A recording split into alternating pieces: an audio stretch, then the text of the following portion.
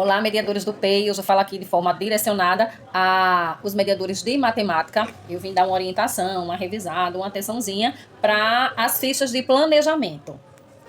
Eu já estou aqui com a caderneta em mãos e eu vou detalhar melhor como é que você pode fazer o preenchimento correto de cada coluna que aqui está. Temos 6 colunas, né? Na primeira você vai colocar o nome do aluno. O primeiro, quem tem nome composto, primeiro e segundo, por exemplo. Maria Eduarda, João Pedro, João Henrique, Ana Clara, Maria Gabriele. Então, não tem espaço para o nome completo de alguns, né? Ou então o primeiro e o último nome do aluno.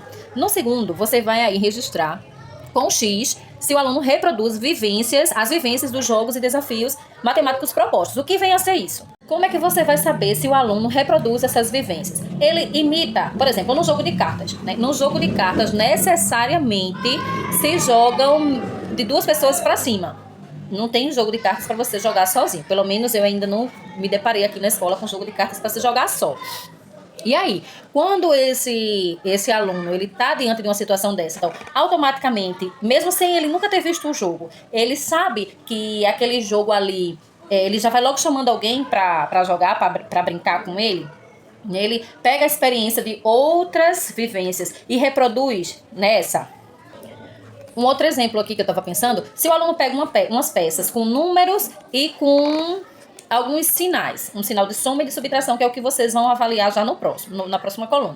Então, se ele pega números, se ele pega um sinal de igual, e mesmo que sem que você explique, através de experiências anteriores que ele teve, ele consegue já deduzir ali o que é para ser feito, ele já consegue fazer essa reprodução espontânea ou não. Ele precisa daquela orientação que diga assim, olha, aqui é o número 9, aqui é o sinal de subtração, de menos, aqui é o número 2 e esse daqui é o sinal de igual. Ele precisa desse passo a passo ou ele já tem essa certa independência.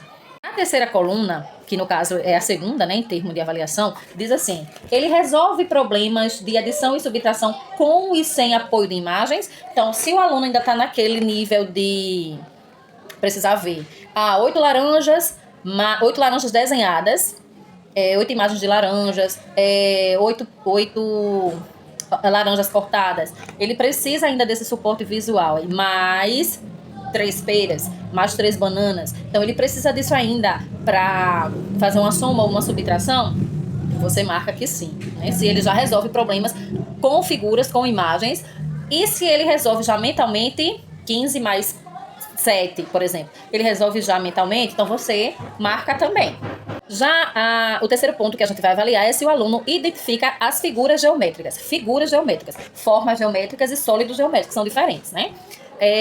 As formas geométricas, elas são figuras planas, um triângulo, quadrado, retângulo, círculo. Porém, quando essas formas geométricas elas encontram outras dimensões, aí se transformam, elas são classificadas como sólidos geométricos. Alguns exemplos práticos. Um círculo, por exemplo, deixa eu tirar aqui esse anel. O círculo é uma roda, né? Mas se eu tenho uma bola, ele é um objeto circular, mas ele está preenchido, ele não tem outra dimensão, é como se tivesse em cima, embaixo, de um lado e do outro. Não é assim? Então, a bola já não é mais um círculo, é uma esfera. Outro exemplo é do quadrado. Um quadrado é uma forma geométrica de 4 lados iguais. Em cima, embaixo, de um lado e do outro, nós temos um quadrado. Se eu tenho um dadinho de jogar, por exemplo, aquilo ali já não é uma forma quadrada, mas como ela tem outras dimensões, ela ali já é classificada como um cubo. E o último exemplo dessa coluna aqui, da identificação das formas geométricas, é esse meu estojo que eu vou trazer aqui para vocês. Ele aparentemente, né, é uma forma triangular, porque vocês estão vendo aí só na frente, mas na verdade ele é um prisma triangular, porque ele tem, outras dimensões. Então, o aluno, inclusive, é um assunto, uma área da matemática que cai muito nas avaliações externas. Com certeza vai ter alguma avaliação sobre os sólidos, alguma questão sobre os sólidos geométricos. E eu ainda não estou vendo essa abordagem aqui, pelo menos na parte inicial, né? Então, agora para junho, desse tempinho ainda, fica a dica para a gente abordar essa temática das figuras geométricas para conseguir avaliar. Próximo ponto é se o aluno lê e localiza informações e dados apresentados em tabelas ou gráficos. Isso aqui é já bem óbvio, né? Também é uma questão que cai muito, análise de dados e análise dos dados através de gráficos e tabelas. É uma questão que é muito frequente nas avaliações externas também. Então, se o aluno vê lá um gráfico e você faz as perguntas em relação a isso, se ele consegue, você marca que sim, um X, que ele lê e localiza. Se não, se muita dificuldade ou até mesmo não consegue de forma nenhuma, você não marca nada. O último ponto é resolve situações envolvendo unidades de medida de tempo. Aqui é terceiro ao quinto ano, tá? e de ordem temporal, do primeiro e segundo ano. Qual a diferença de medidas de tempo e de ordem temporal? E por que a gente avalia no terceiro e no quinto? Medidas de tempo e no segundo, primeiro e segundo, de ordem temporal.